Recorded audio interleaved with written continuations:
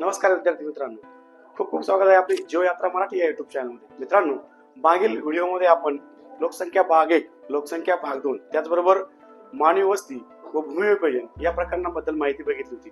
तर आज आपण आपल्या भूगोल विषयातील इयत्ता 12वीच्या चौथं प्रकरण प्राथमिक आर्थिक क्रिया याबद्दल माहिती बघणार आहोत. तर हे प्रकरण समजून घेण्यासाठी, सविस्तर त्या ठिकाणी माहिती बघण्यासाठी व्हिडिओ शेवटपर्यंत आपल्याला इयत्ता 12वीच्या एसएससी बोर्ड परीक्षेसाठी हा अतिशय महत्त्वाचा व्हिडिओ आहे. त्याच्या अभ्यासाला तुम्हाला याचा नक्की फायदा होईल. तर विद्यार्थी मित्रांनो, आज आपण आपला जे चौथं प्रकरण आहे प्राथमिक आर्थिक क्रिया याबद्दल माहिती बघणार आहोत. प्राथमिक आर्थिक क्रिया म्हणजे की जे व्यवसाय प्रत्यक्ष निसर्गावरून चालतात, जे व्यवसाय प्रत्यक्ष निसर्गावरती अवलंबून असतात, निसर्गातील विविध घटकांवरती अवलंबून असतात, त्या व्यवसायांविषयी आपल्याला माहिती बघायची आहे. त्या प्राथमिक आर्थिक क्रियांबद्दल माहिती बघायची आहे की ज्या प्राथमिक आर्थिक क्रियांतून लोकांना या ठिकाणी प्रत्यक्ष उदरनिर्वाहासाठी फायदा होतो किंवा त्यांना अगदी थोड्याफार प्रमाणामध्ये काही उत्पन्न मिळत असतं, त्या घटकांचा आपल्याला अभ्यास करायचा आहे. या ठिकाणी बघू शकता एक मॅप आहे. तर या जगाच्या नकाशामध्ये त्या ठिकाणी कुठल्या भागामध्ये कुठले प्राथमिक व्यवसाय चालतात त्याबद्दल माहिती दिलेली आहे. तर आपण या व्हिडिओच्या माध्यमातून त्या ठिकाणी सविस्तर बघणार आहोत. तर बघा, प्राथमिक व्यवसाय म्हणजेच त्या ठिकाणी जे व्यवसाय प्रत्यक्ष निसर्गावरती अवलंबून आहे, निसर्गातील घटकावरती अवलंबून आहे, तर ते व्यवसाय. त्यामध्ये प्रामुख्याने मासेमारी, शिकार, शेती, पशुपालन, तर हे जे काय लाकूड तोड, कंदमुळे गोळा करणे, मध गोळा करणे, हे जे व्यवसाय आहे प्रत्यक्ष मानव निसर्गात जाऊन त्या ठिकाणी करत असतो, त्या व्यवसायाचा आपल्याला अभ्यास करायचा आहे की जे प्रत्यक्ष निसर्गावरती अवलंबून आहे. तर आपण एक एक व्यवसाय त्या ठिकाणी सविस्तर बघूया आणि हे प्रकरण आपल्याला इयत्ता 12वी एचएससी बोर्ड परीक्षेसाठी अतिशय महत्वाचं आहे. तर त्याविषयी आपण या व्हिडिओच्या माध्यमातून सविस्तर चर्चा करणार आहोत. बघा, हे जे काही निरीक्षण आहे, या ठिकाणी काही निरीक्षण नोंदवले गेले आहे किंवा एक मॅप आपण मगाशी बघितला तो मॅप.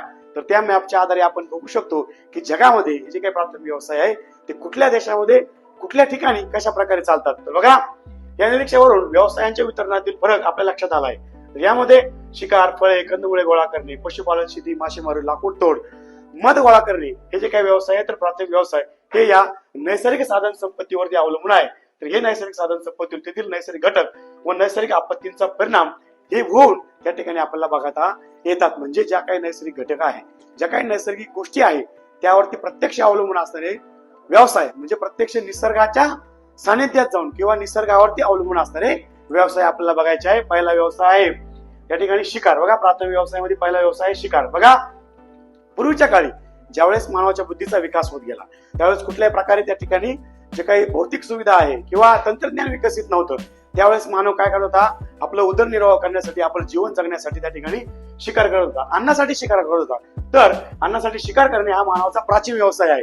तर या मोठ्या प्रमाणात होणाऱ्या शिकारीमुळे प्राण्यांच्या अनेक प्रजाती नामशेष झालेल्या. बघा, आज आपण बघितलं 21व्या शतकामध्ये, तर आपण जर बघित असतो त्या ठिकाणी ज्या पूर्वीच्या ज्या काही प्राण्यांच्या जाती होत्या त्या अगदी नामशेष झालेल्या आहे. तर या शिकारीमुळं, त्यामुळं या नामशेष होण्याच्या मार्गावर आहे किंवा नामशेष झाले आहे. त्यामुळे जगभर या व्यवसायावरती, शिकारीवरती त्या ठिकाणी बंदी घालण्यात आली आहे.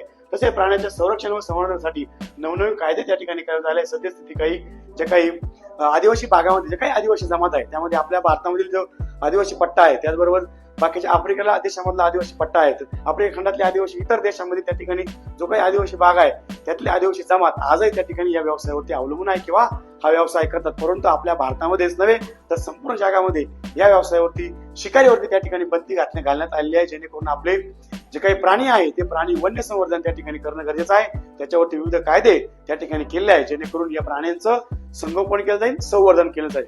म्हणून हा जो व्यवसाय आहे तो व्यवसाय काही प्रमाणामध्ये त्या ठिकाणी त्याच्यावरती बंदी आलेली आहे. परंतु याचं वितरण बघू शकता तुम्ही दक्षिण आफ्रिकेच्या कलारी वाळवंटामध्ये, बुशमेन विषुववृत्तीय सेल्वाज घनदाट जंगलातील पिंपी, बोरा, इंडियन टुंडा प्रदेशातील एस्किमो, अंदमान निकोबार हे जे काही बेट आहे त्या ठिकाणी जारवा, ओंग इत्यादी ज्या काही आदिवासी जमाती आहेत, तर या जमाती शिकार करून त्या ठिकाणी आपला शरीरार्थ किंवा आपलं जीवन हे त्या ठिकाणी जगत असतात. म्हणून हा जो व्यवसाय आहे याला प्राथमिक व्यवसाय असे म्हणतात. परंतु या ठिकाणी शिकारीला बंदी आहे, कुणी शिकार करायची नाही. शिकार करणं हे कायद्यान्वये गुन्हा आहे. हा याला आपण प्राथमिक व्यवसाय म्हणू शकतो. तर बघा, पुढचा व्यवसाय आहे फळे, कंदमुळे गोळा करणे. बघा, हा व्यवसाय अतिशय महत्वाचा आहे, प्राथमिक व्यवसाय. त्या ठिकाणी या व्यवसायावरती हा जो व्यवसाय प्रत्यक्ष वनावरती अवलंबून आहे, हे का नाही. जे काही फळं आहे, कंदमुळं आहे, हे वनामध्ये आपल्याला सापडतात, म्हणून हा व्यवसाय वनावरती अवलंबून आहे. तर जगातील अनेक लोक हा व्यवसाय करतात. वनातील फळे, कंदमुळे, फुले, पाने, औषधी वनस्पती गोळा करून आपला उदरनिर्वाह चालवत असतात. याशिवाय झाडापासून मिळणारा डिंक, राळ, लाख, मध, मेण इत्यादींसारखे पदार्थही गोळा करून त्या बाजारामध्ये विकून त्या ठिकाणी आपला उदरनिर्वाह चालत असतात. त्यामध्ये प्रामुख्याने जे काही पदार्थांना या बाजारपेठेमध्ये मोठी मागणी आहे ते पदार्थ त्या ठिकाणी ते गोळा करून मार्केटला विकत असतात. त्यामध्ये फळे कंदमुळे गोळा करणे हा व्यवसाय आपल्याला बघता येतो. विषुववृत्तीय पट्ट्याचे जे काही जंगल आहे त्यामध्ये अत्यंत दाट सदाहरित त्या ठिकाणी हवामान रोगट अत्यंत दाट जंगल या ठिकाणी हा व्यवसाय प्रामुख्याने बघायला मिळतो. म्हणून या प्रदेशामध्ये विविध वस्तू गोळा करण्याचा व्यवसाय व्यापारी तत्वावरती त्या ठिकाणी केला जाऊ शकतो किंवा केला जातो. त्यामध्ये प्रामुख्याने वनामध्ये मिळणारे जे काही लाख आहे, त्याचबरोबर मध आहे, जे खैर आहे, खैराचं जे झाड आहे, खैराचं झाड बघितलं असं आपण, खैराच्या झाडापासून कात निर्मिती केली जाते. जो कात आहे खाऊच्या पानामध्ये वापरला जाणारा कात किंवा गुटख्यामध्ये वापरला जाणारा कात, त्याचबरोबर जे काही अनेक पान मसाला आहे त्यामध्ये वापरणारे पदार्थ हे जे काही आहे या जंगलामधून मिळतात. तर या जंगलामध्ये ती लोक फळे कंदमुळे गोळा करत करत या ठिकाणी हे सुद्धा वस्तू गोळा करून हा व्यवसाय करत असताना आपलं चरितार्थ चालवत असतात. पुढचा व्यवसाय लाकूड. बघा हा व्यवसाय अतिशय महत्वाचा व्यवसाय आहे. तर या व्यवसायामध्ये प्रामुख्याने बघू शकता तुम्ही या ठिकाणी एक तक्ता दिला आहे. या तक्त्याचा या वनांचा प्रकार, वनांची वैशिष्ट्य, लाकूड व्यवसायाची वैशिष्ट्य या आपण भरल्यानंतर आपल्याला समजतं की कुठल्या भागामध्ये तो व्यवसाय केला जातो. बघा वनामध्ये चालणाऱ्या अनेक व्यवसायांपैकी लाकूड तर हा व्यवसाय अतिशय महत्वाचा व्यवसाय आहे. तर हा व्यवसाय वनस्पतींच्या बदलत्या स्वरूपानुसार आपण पृथ्वीवरील वन प्रदेशांचे वर्गीकरण त्या ठिकाणी केले तर नैसर्गिक प्रदेशामध्ये करता येतं. उष्णकटिबंधीय सदाहरित वनातील वृक्षांचे लाकूड अतिशय टणक असते. शिवाय ही वने इतकी घनदाट असतात की तेथे व्यापारी तत्वावरती लाकूड तोड व्यवसाय विकसित होऊ शकतो. लाकडाचा उपयोग बऱ्याच कामासाठी केला जातो. फर्निचर बनवणे, शोभेच्या वस्तू बनवणे, त्याचबरोबर सुगंधी तेल बनवणे या अनेक गोष्टींसाठी त्या ठिकाणी या लाकडाचा ज्या बरेचसे लाकूड आहे त्याचा वापर केला जातो आणि ते बनवलं जातं. तर हा व्यवसाय अतिशय महत्वाचा आहे. या व्यवसायामध्ये उष्णकटिबंधीय पानझडी वनामध्ये, मुसरी वनामध्ये हा व्यवसाय मोठ्या प्रमाणात केला जातो. त्याचबरोबर जे काही सूच्यपर्णी वनक्षेत्र आहे, एकाच जातीचे वृक्ष विस्तृत प्रदेशामध्ये उगवले जातात.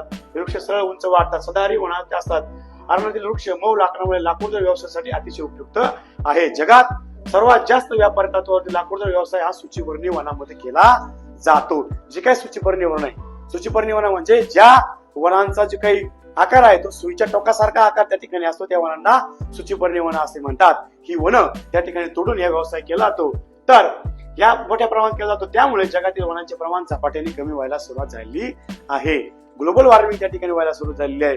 या व्यवसायामुळे त्या ठिकाणी जगामधले जे काही वन आहे बरेचसे वन नष्ट होण्याच्या मार्गावर आहे. जंगलतोड वाढल्यामुळे याचा दुष्परिणाम त्या ठिकाणी होताना मोठ्या प्रमाणात आपल्याला बघायला मिळतो. म्हणून या व्यवसायावरती काही प्रमाणामध्ये बंदी घालणं गरजेचं आहे आणि हा व्यवसाय आपल्या मानव जातीला काही प्रमाणामध्ये घातक सुद्धा व्हायला सुरुवात झालेली आहे. जेणेकरून जंगलतोड झाल्यामुळं जंगलातील प्राणी आपण बघतोय सध्या स्थितीमध्ये शहरामध्ये यायला लागले आहे. कारण त्यांचा जो अधिवास होता, त्यांची ती वस्ती होती, त्या ठिकाणी नष्ट झाल्यामुळे ते जंगल प्राणी आपल्या शहरी भागामध्ये येऊ लागले. त्याचा दुष्परिणाम आपण बघतो आहोत. बऱ्याच ठिकाणी आपण बघतो हल्लीच्या काळामध्ये बिबट्याचा वावर आपल्याला बघायला मिळतो. बऱ्याचशा शहरामध्ये बिबटे त्या ठिकाणी बघायला मिळतात. तर हे दुष्परिणाम या जंगल तोडीमुळे आहे, लाकूड तोडीमुळे आहे. या व्यवसायामुळे त्या ठिकाणी काही प्रमाणामध्ये तोटा व्हायला सुरुवात झालेली आहे. तर बघा विद्यार्थी मित्रांनो, पुढचा व्यवसाय आहे मासेमारी. मासेमारी जवळजवळ आपल्या भारत देशाला 7,000 किलोमीटर लांबीचा समुद्र किनारा लाभला आहे. त्याचबरोबर आपल्या महाराष्ट्र राज्याला 720 किलोमीटर लांबीचा समुद्र किनारा लाभला आहे. म्हणून हा व्यवसाय सुद्धा आपल्या भारतामध्ये मोठ्या प्रमाणात केला जातो. त्याचबरोबर देशामध्ये, इतर देशामध्ये सुद्धा मासेमारी हा व्यवसाय अतिशय मोठ्या प्रमाणात केला जातो. मासे हा अतिशय अन्नाचा प्रकार, अतिशय प्रमुख अन्न म्हणून त्या ठिकाणी त्याच्याकडे बघितलं जातं. अतिशय योग्य प्रकारचं अन्न. त्याचबरोबर या मासेमारीचा उपयोग काही प्रमाणामध्ये औषध निर्मितीसाठी, तेल निर्मितीसाठी सुद्धा केला जातो. म्हणून मासेमारी हा व्यवसाय अतिशय महत्वाचा आहे. काही प्रमाणामध्ये व्यापारी तत्वावरती आपल्या भारत देशातच नव्हे तर संपूर्ण जगामध्ये हा व्यवसाय व्यापारी तत्वावर सुद्धा केला जातो. मासेमारी हा प्राथमिक व्यवसायावरती अनेक प्राकृतिक घटकात त्या ठिकाणी अनेक मानवी घटनांचा सुद्धा परिणाम होताना आपल्याला बघायला मिळतो. ज्या ठिकाणी व्यवसायाचे सुरुवातीचे स्वरूप उपजीविकेचे पुरते मर्यादित होते, परंतु सद्यस्थितीला हा व्यवसाय व्यापारी तत्वावरती केला जातो आणि या प्रदेशात व्यवसायाचे अनन्यसाधारण महत्व त्या ठिकाणी लाभलेले. हा व्यवसाय करण्यासाठी समुद्र तळामध्ये जवळजवळ 200 मीटर खोलीपेक्षा किंवा 200 मीटर खोल समुद्र त्या ठिकाणी ज्या भागामध्ये आहे त्या भागामध्ये चांगल्या प्रतीचे, चांगल्या क्वालिटीचे मासे त्या ठिकाणी मिळत असतात. त्या भागामध्ये प्रामुख्याने हा व्यवसाय अतिशय मोठ्या प्रमाणात करतो. आणि बघा उष्ण आणि थंड सागरी प्रवाहामध्ये संगम ज्या ठिकाणी असतो, विशेषतः भूखंडमांच्यावर होत असल्यास अशा प्रदेशामध्ये जो काही प्रदेश आहे तर या प्रदेशामध्ये प्लवंगांची निर्मिती मोठ्या प्रमाणात होते. ज्या ठिकाणी जास्त प्लवंगांची निर्मिती होत असते त्या ठिकाणी मासेचं प्रजनन किंवा माशांची उत्पत्ती जास्त प्रमाणात होत असते म्हणून त्या भागामध्ये जास्त मासे सापडतात, म्हणून त्या भागामध्ये आपल्याला हा व्यवसाय मोठ्या प्रमाणात करता येतो. परंतु बघा, या मासेमारी व्यवसायावरती इतर घटकांचा परिणाम होताना आपल्याला बघायला मिळत असतो. ते घटक आपल्याला बघायचे आहे. बघा, जपान आणि चीन सारख्या काही देशांमध्ये मासेमारीचे पारंपरिक कौशल्य उच्च दर्जाचे आहे, त्यामुळं त्या ठिकाणी हा व्यवसाय जास्त वृद्धिंगत झालेला आहे, जास्त मोठ्या प्रमाणात केला जातो. त्याचबरोबर जमिनीची कमतरता, जास्त लोकसंख्या आणि प्रथिनांचा पुरवठा करण्यासाठी अन्नधान्याची टंचाई भासू नये म्हणून या व्यवसायाकडे व्यापारी तत्वावरती बघितलं जातं. हा व्यवसाय चांगल्या प्रकारे केला जातो. त्याचबरोबर अद्ययावत तंत्रज्ञानाच्या वापरामुळे हा व्यवसायास वाढीस लागला आहे. नवनवीन बुटी, नवनवीन जाळे तंत्रज्ञान विकसित केल्यामुळे जास्त क्वालिटीचे मासे जास्त क्वांटिटीमध्ये त्या ठिकाणी मिळतात, म्हणून या व्यवसाय त्या ठिकाणी वृद्धिंगत झालेला आहे.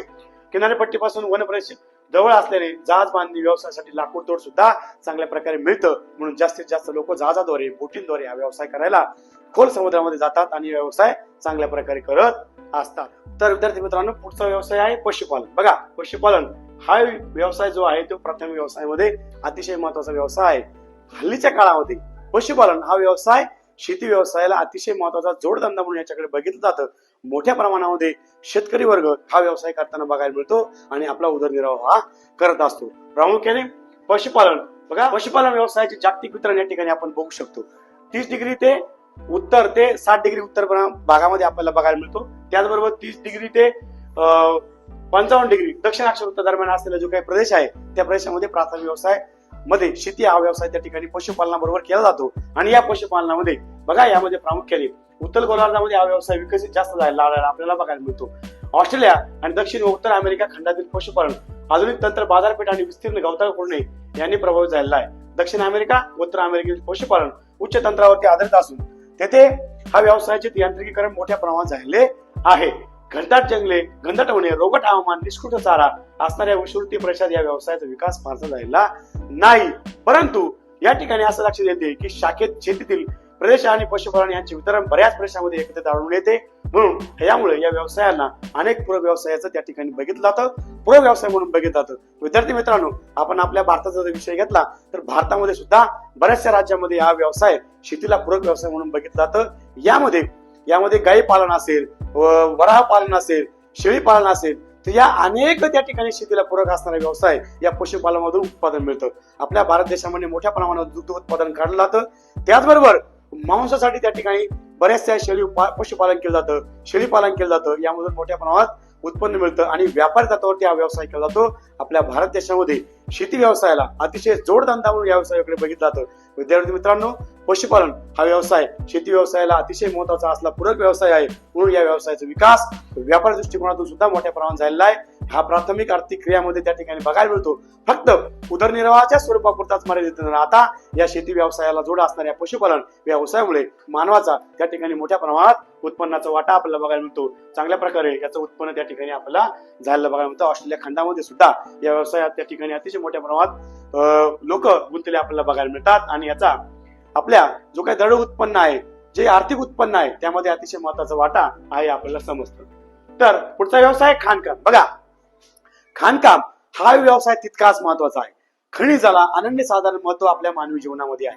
खनिज संपत्ती त्या ठिकाणी या व्यवसायामध्ये या खाणकामामधून आपल्याला मिळत असते. खाणकाम हे जे आहे तर हा व्यवसाय प्रामुख्याने जो काही भाग आहे त्यामध्ये अमेरिकेचा दक्षिण अमेरिका भाग असेल, उत्तर अमेरिका भाग असेल, या खंडाच्या जे काही किनारपट्टी आहे तर या किनारपट्टीवरती त्याचबरोबर इतर प्राथमिक व्यवसायाची तुलना करताना जर बघितलं तर खाणकाम बघितलं तर ते आपण या व्यवसायामध्ये त्या ठिकाणी जर अभ्यास केला तर त्या ठिकाणी बघू शकतो. बघा, मानव खनिजांचा उपयोग प्राचीन काळापासून करत आलेला आहे. आपल्या मानवी जीवनामध्ये खनिजांना अनन्यसाधारण महत्व आहे. त्यामध्ये अवजारे, हत्यार, दागिने, भांडी, औषधे इत्यादी तयार करण्यासाठी खनिजांचा वापर मोठ्या प्रमाणात केला जातो. मानवाच्या सांस्कृतिक उत्क्रांतीचे वेगवेगळे टप्पे त्या ठिकाणी या खनिजाशी निगडीत आहे, खनिजाच्या वापराशी निगडीत आहे.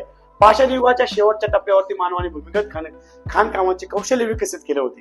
जो काही पाषाण युग होता त्या पाषाण युगाच्या अगदी शेवटी त्या ठिकाणी मानवाने खोदकाम करायला सुरुवात केली, उत्खनन करायला सुरुवात केली आणि त्यापासून प्रामुख्याने या खाणकाम व्यवसायाला चालना मिळाली. त्यामध्ये कास्ययुग, ताम्रयुग, लोहयुग, अणुयुग याप्रमाणे कालखंड खनिजांच्या वापरानुसार बघायला मिळतो आणि या वापरानुसार या खनिजांचा व्यवसाय म्हणून त्या ठिकाणी आपल्याला उपयोग झालेला बघायला मिळतो. मानवाने समुद्र आणि महासागराच्या तळात सुद्धा खनिज तेल आणि नैसर्गिक वायूंचे उत्पादन घ्यायला सुरुवात केली आहे. या उत्खननामधून, या खाणकामामधून त्या ठिकाणी मानवाला अतिशय चांगल्या प्रकारचं उत्पन्न बघायला मिळतं. त्यामध्ये लोह खनिज असेल, दगडी कोळसा असेल, त्यामध्ये कोळशाचे अनेक प्रकार आहेत. मॅग्नेज असेल, असे जेवढे काही खनिज आहेत या सगळ्या खनिजांचं उत्पन्न त्या ठिकाणी मानवाला मोठ्या प्रमाणात बघायला मिळतं. खाणकाम हा व्यवसाय त्या ठिकाणी आपल्या संपूर्ण जगामध्ये वृद्धिंगत चाललेला बघायला मिळतो आणि या खाणकाम व्यवसायामुळे अनेक व्यवसायांना चालना त्या ठिकाणी मिळालेली आहे. म्हणून हा व्यवसाय अतिशय महत्वाचा व्यवसाय आपण त्या ठिकाणी सांगू शकतो. पुढचा व्यवसाय शेती व्यवसाय. बघा, हा जो व्यवसाय हा व्यवसाय अतिशय महत्वाचा व्यवसाय आहे. शेती व्यवसाय त्या ठिकाणी आपल्या संपूर्ण जगामध्ये अतिशय महत्वाचा व्यवसाय आहे. बरेचसे देश कृषी प्रधान देश आहे. आपला भारत देशही त्या ठिकाणी कृषी प्रधान देश आहे. आपल्या भारत देशाचा जीडीपी बऱ्याच अंश त्या ठिकाणी शेतीवरती अवलंबून आहे. कृषी प्रधान देशामध्ये शेती व्यवसायाला अनन्यसाधारण महत्व आहे. आपल्या भारतामध्ये सुद्धा शेती व्यवसायाला अतिशय चांगल्या प्रकारचं महत्व त्या ठिकाणी आपण बघू शकतो. या ठिकाणी बघू शकता तुम्ही काही चित्र, काही पिक्चर या ठिकाणी दिलेले आहे.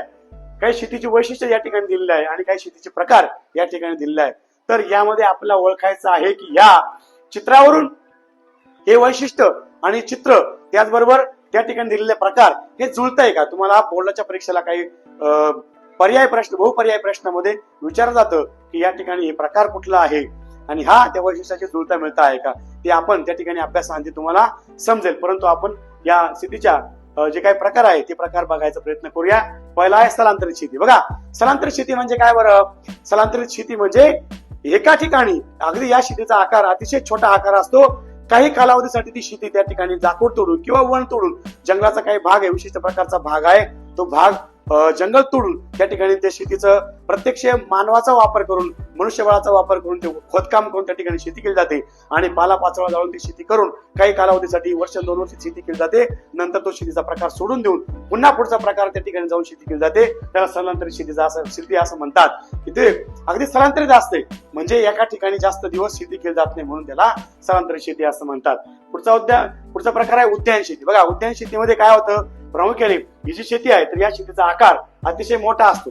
भांडवली शेती असते. तर या उद्यान शेती म्हणजे यामध्ये या प्रामुख्याने या शेतीमध्ये शेताचा आकार लहान असतो आणि प्रामुख्याने या शेतामध्ये जास्तीत जास्त जे काही उत्पन्न आहे ते उत्पन्न काढण्याचा, कमी शेतामध्ये जास्तीत जास्त उत्पन्न काढण्याचा प्रकार त्या ठिकाणी आपण बघू शकतो आणि यापासून जास्त उत्पन्न काढलं जातं आणि या शेतीचा उपयोग त्या ठिकाणी उत्पन्नाच्या दृष्टीत त्या ठिकाणी केला जातो. पुढचा शेतीचा प्रकार आहे मंडई शेती. बघा, ही जी काही मंडई शेती आहे तर या मंडई शेतीमध्ये त्याला आपण ट्रक फार्मिंग सुद्धा म्हणू शकतो. तुम्हाला बोर्डाच्या परीक्षेला 4 मार्काला प्रश्न विचारला जाऊ शकतो. फार्मिंग शेती म्हणजे काय, ट्रक फार्मिंग म्हणजे काय. तर ट्रक फार्मिंग म्हणजे एका रात्रीच्या अंतरामध्ये, एका रात्रीतून त्या ठिकाणी त्या शेतामधून जो काही माल आहे त्यामध्ये फळं, भाजीपाला, फळं, फुलं त्या ठिकाणी तोडून तो आपण एका रात्रीतून शहरामध्ये पोहोचू शकतो. त्याला ट्रक फार्मिंग असे म्हणतात की जो ट्रकद्वारे एका रात्रीच्या अंतरातून मोठ्या शहरामध्ये आपण पोहोचू शकतो, त्याला ट्रक फार्मिंग असं म्हणतात. ही फार्मिंग, त्या फार्ममधून हे प्रकार त्या ठिकाणी फळं असतील, भाजीपाला असेल, फ्रेश भाजीपाला असेल ते पुरवू शकतो, त्याला ट्रक फार्मिंग असं म्हणतात. मंडई शेती सुद्धा त्याला आपण म्हणू शकतो. सकल उदरनिर्वाहाची शेती. सकल उदरनिर्वाहाची शेती पुढचा प्रकार आहे. सकल उदरनिर्वाहाची शेती म्हणजे आपला उदरनिर्वाह होऊन त्या ठिकाणी जे काही उरलेलं जे काही आहे ते आपण मार्केटमध्ये विकतो, त्याला सकल उदरनिर्वाहाची शेती असं म्हणतात. तर पुढचा शेतीचा प्रकार आहे भांडवलाधिष्ठित शेती. तर यामध्ये प्रामुख्याने शेताचा आकार मोठा असतो. शेतीचा आकार विस्तृत शेती आपण त्याला म्हणू शकतो. यामध्ये शेताचा आकार मोठा असतो. त्या ठिकाणी प्रामुख्याने तंत्रज्ञानाचा वापर केला जातो. जास्तीत जास्त तंत्रज्ञान वापरून, हार्वेस्टर वापरून, पुन्हा ट्रॅक्टर्स वापरून ही शेती केली जाते. यामध्ये तंत्रज्ञानाचा जास्त वापर असतो. शेतीचा आकार मोठा असतो. दरडोई उत्पन्न त्या ठिकाणी कमी असतं, परंतु दरडोई शेतीचा आकार जास्त असतो आणि दरडोई उत्पन्न कमी असतं, म्हणून त्या ठिकाणी त्याला विस्तृत शेती असं म्हणतात.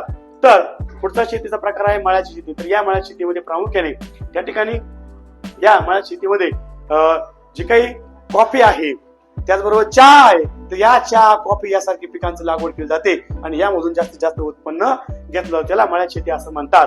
विस्तृत शेतीचा प्रकार आपण या ठिकाणी बघितलेला आहे. एकंदरीत शेतीचे 4-5 प्रकार आहेत. जर याचा अभ्यास केला, या चित्राचा आणि शेतीचा वैशिष्ट्यांचा अभ्यास केला तर तुम्ही बघू शकता.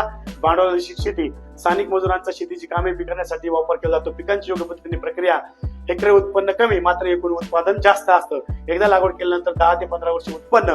चहा, कॉफी, रबर, कोको, भारतात केरळ राज्यातील मसाल्याचे पदार्थ, कोकण विभागातील काजू बागा, अशा प्रकारचा उपयोग त्या ठिकाणी त्या शेतामध्ये आपल्याला बघायला मिळतो. प्रकारे शेतीचे प्रकार या ठिकाणी तुम्ही जर या चित्रानुसार जर बघितले तर अनेक प्रकार आहे. या प्रकारांचा उपयोग बोर्डाच्या परीक्षेसाठी त्या ठिकाणी तुम्हाला होऊ शकतो. बघा, अशा प्रकारे आपण जगातील स्तरावर शेती व्यवसायाचे वितरण पाहता. हा व्यवसायात गुंतलेली लोकसंख्या जे प्रमाण आहे तरी आफ्रिका खंडामध्ये जास्त आहे, त्या मानाने आशिया खंडात कमी आहे. तर युरोप, अमेरिका, ऑस्ट्रेलिया या खंडात शेती क्षेत्रात, विस्तृत शेती क्षेत्रामध्ये देखील त्या ठिकाणी जास्त लोक गुंतलेले आपल्याला बघायला मिळतात. व्यवसायात लोकसंख्येचे प्रमाण अत्यंत कमी आहे. आता आर्थिक विकसित राष्ट्रांत शेती व्यवसायात गुंतलेली लोकसंख्या कमी आहे. जे विकसनशील देश आहे तर या विकसनशील देशामध्ये शेती व्यवसायामध्ये गुंतलेल्या लोकांची संख्या ही जास्त आहे. कारण का त्यामध्ये शेतीच्या विकासावरती अनेक प्राकृतिक व मानवी घटकांचा प्रभाव पडत असतो. त्यामुळे जगात विविध प्रदेशात विविध प्रकारची पिके घेतली जातात. त्याचप्रमाणे शेती करण्याच्या विविध पद्धती या विकसित झालेल्या आहे आणि शेती या प्रकारावरती अनेक घटकांचा परिणाम होताना आपल्याला बघायला मिळतो. त्यामध्ये प्राकृतिक घटक, हवामान, पाणी पुरवठा, प्राकृतिक घटक, श्रम, बाजारपेठा, भांडवल, वाहतूक, साठवणुकीच्या सोयी, सरकारी धोरण, लोकसंख्या, भूमीचा मालकी हक्क इत्यादी मानवी घटकांचा परिणाम होताना आपल्याला बघायला मिळत असतो. तर अशा प्रकारे काही ठिकाणी शेतीमध्ये ग्रीन हाऊस, पॉली हाऊस करून सुद्धा आधुनिक शेती केली जाते, आधुनिक उत्पादन केलं जातं. त्याचबरोबर जे संकरित बियाणं आहे ते बियाणं वापरून कमी जागेमध्ये जास्तीत जास्त उत्पन्न कसं घेतलं जाता येईल त्या दृष्टीने प्रयत्न केले जातात. आपल्या भारतामध्ये अनेक जे काही बियाणं महामंडळ आहे त्याच्या मार्फत जे काही शीड्स आहे त्या मार्फत विविध प्रकारचे बियाणं विकसित करून कमी कालावधीमध्ये कमी क्षेत्रामध्ये जास्तीत जास्त उत्पन्न घेण्याचा प्रयत्न त्या ठिकाणी केला जातो. अलीकडेच हरित क्रांती त्या ठिकाणी झाली होती. त्या हरित क्रांतीच्या माध्यमातून आपल्या भारतामध्ये सुद्धा अगदी मोठ्या प्रमाणात या गव्हाचं उत्पन्न असेल, तांदळाचं उत्पन्न असेल त्या ठिकाणी घेतलं जातं. अशा प्रकारे शेतीमध्ये जास्तीत जास्त उत्पन्न घेऊन मानवाचा जास्तीत लोकसंख्येला एक असा अन्न पुरवठा करता येईल या दृष्टीने प्रयत्न केला जातो. अशा प्रकारे शेती व्यवसायाबद्दल आपण माहिती सांगू शकतो. आपण विद्यार्थी मित्रांनो अशा प्रकारे या प्रकरणामध्ये जे काही प्राथमिक व्यवसाय आहे त्या प्राथमिक व्यवसायांचा अभ्यास केला आहे. त्यामध्ये मासेमारी, लाकूड तोड, कंदमुळे गोळा करणे, पशुपालन, मध गोळा करणे अशा प्रकारे या सगळ्या व्यवसायांचा अभ्यास केला आहे. बोर्डाच्या परीक्षेसाठी अतिशय महत्वाचा त्या ठिकाणी हा टॉपिक आहे आणि बोर्डाच्या परीक्षेला या प्रश्न जातील. त्यामुळं जास्तीत जास्त विद्यार्थ्यांनी हा व्हिडिओ बघा व व्हिडिओ आवडल्यास करा, लाईक करा व जिओ यात्रा मराठी या युट्यूब चॅनलला सबस्क्राईब करा. धन्यवाद.